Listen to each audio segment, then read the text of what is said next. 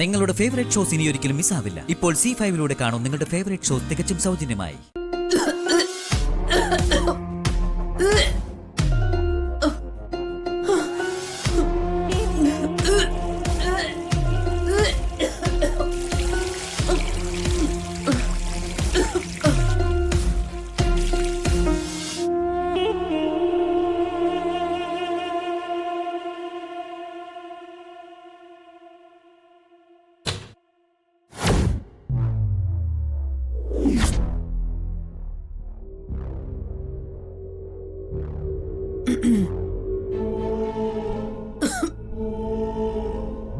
എന്താ അമ്മ, എന്ത് പറ്റി? എന്താ ബാത്റൂമിൽ നിന്ന് വോമിറ്റ് ചെയ്യുന്ന പോലൊരു ശബ്ദം കേട്ടു. അമ്മ വോമിറ്റ് ചെയ്തോ? അത് മോളെ, രാവിലെ മുതൽ എനിക്കൊരു ചെറിയൊരു തലച്ചിട്ടില്ല. ഇതുവരെ ഒന്നും കഴിച്ചിട്ടുമില്ലല്ലോ. ചിലപ്പോ ഗ്യാസ് ട്രബിൾ ഉണ്ടായി കാണും, ഇല്ലെങ്കിൽ പ്രഷറിന്റെ എന്തെങ്കിലും വേരിയേഷൻ ഉണ്ടായി കാണും. സാരമില്ല മോളെ, ഇതൊക്കെ എനിക്ക് ഇടയ്ക്കിടയ്ക്ക് വരാറുള്ളതാ. ശബ്ദം കേട്ടപ്പോ ഞാൻ പേടിച്ചുപോയി. അമ്മക്കിനി എന്താ സംഭവിക്കുന്നതെന്ന് അറിയില്ലല്ലോ. ഒന്നുമില്ല മോളെ, അമ്മയ്ക്ക് ഒന്നുമില്ല. മോള് പൊയ്ക്കോ. ചെല്ല്. കുഴപ്പമൊന്നും ഇല്ലല്ലോ അല്ലേ? ഇല്ല മോളെ, മോള് പൊയ്ക്കോ.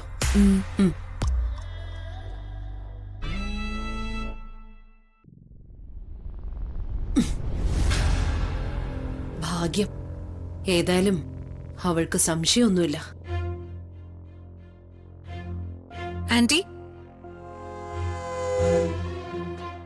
ആ ആന്റി, ആന്റി എന്ത് പണിയായി കാണിച്ചേ?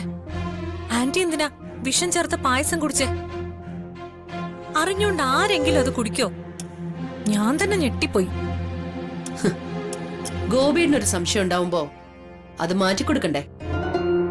ഇല്ലെങ്കിൽ ചിലപ്പോ എന്റെ പ്ലാൻ പാളിപ്പോവില്ലേ? ഇതെന്തായാലും കുറച്ച് കടുത്ത കൈയായി പോയി.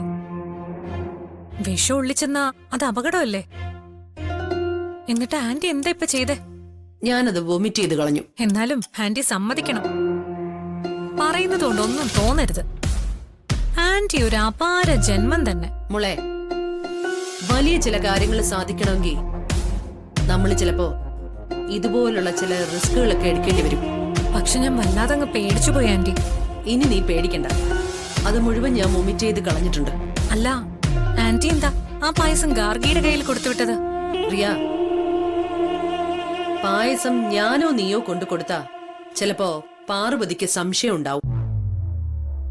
ഗാർഗിയെ അവൾക്ക് വലിയ വിശ്വാസമല്ലേ, അതുകൊണ്ട് അവൾ യാതൊരു സംശയമില്ലാതെ പായസം കഴിച്ചോളും. നമ്മൾ കൊടുക്കുകയാണെങ്കിൽ അവളുടെ വിശ്വാസത്തിന് വേണ്ടി നമ്മൾ ചിലപ്പോ അല്പം കഴിച്ചു കാണിക്കേണ്ടി വന്നേനെ. ഇത് പിന്നെ അതൊന്നും ഇല്ലാതെ കാര്യം സാധിക്കുമല്ലോ. ഓ, അതല്ലേ റിയ ബുദ്ധി. ഓ എന്റെ പൊന്നോ, പുലി തന്നെ.